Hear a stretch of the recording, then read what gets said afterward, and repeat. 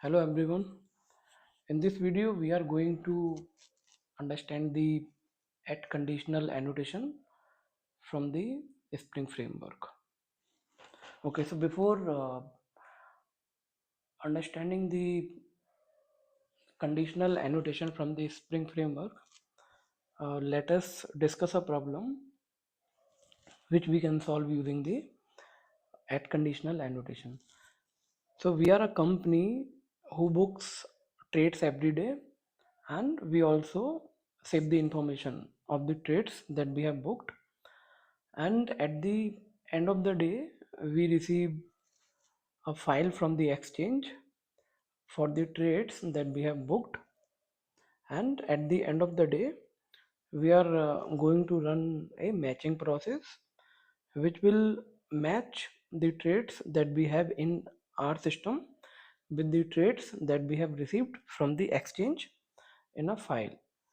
So in order to match these trades, we have three different strategies.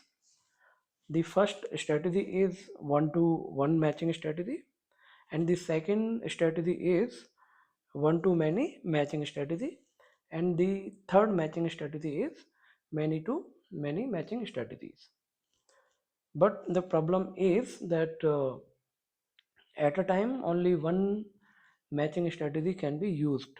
Not at a time, I would say in the application when it is running, only one matching strategy would be active, and that can be one of these matching strategies.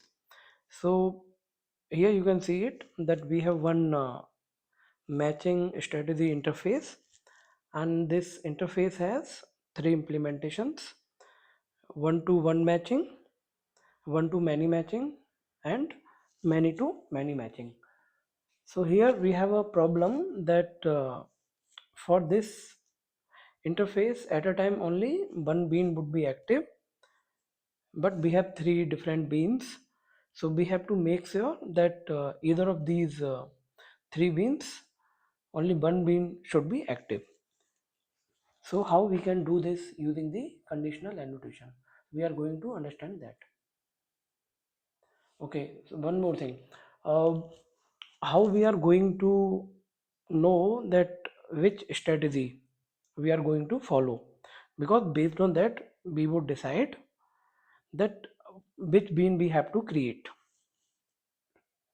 So in the application.properties file we are going to put a property named as app.match.strategy, and this property can have three different values.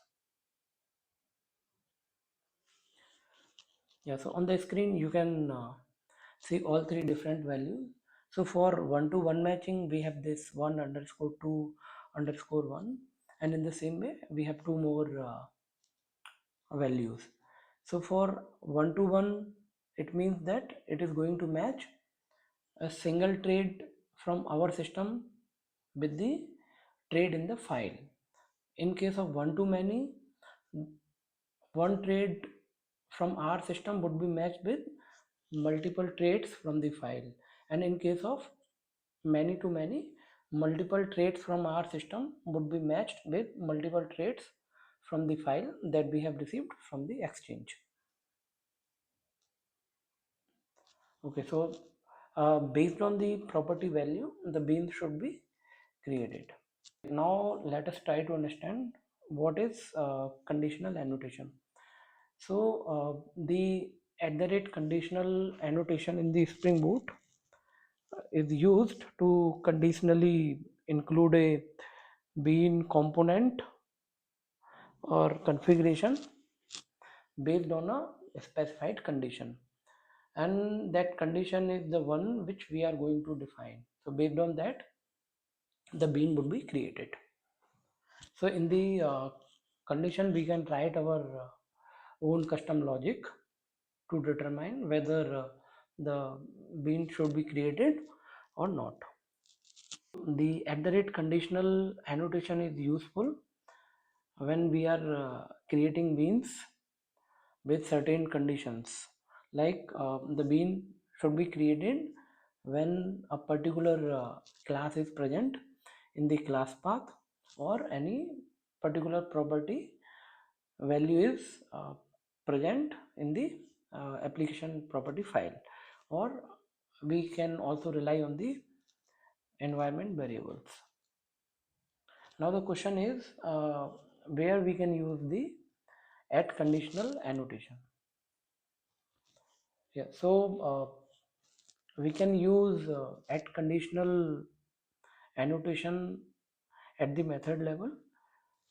So here in the image you can see it that we have this class custom bean configuration. It's a configuration class and it has a method to create a custom bean.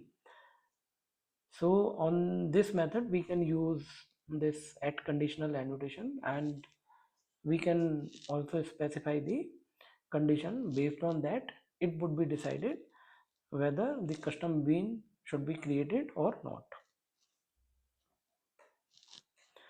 Next thing is that at conditional annotation can be used at the class level.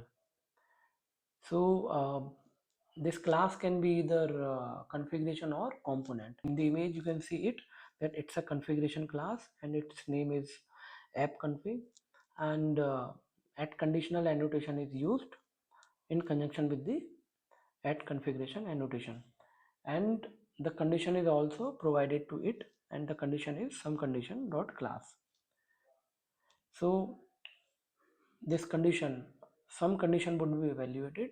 If it is true, in that case the beans from this configuration would be created.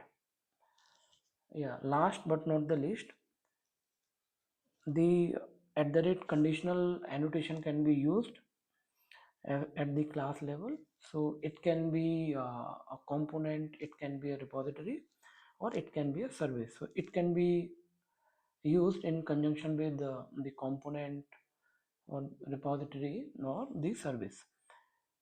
And the way same that we are going to provide the condition, and that condition would be evaluated.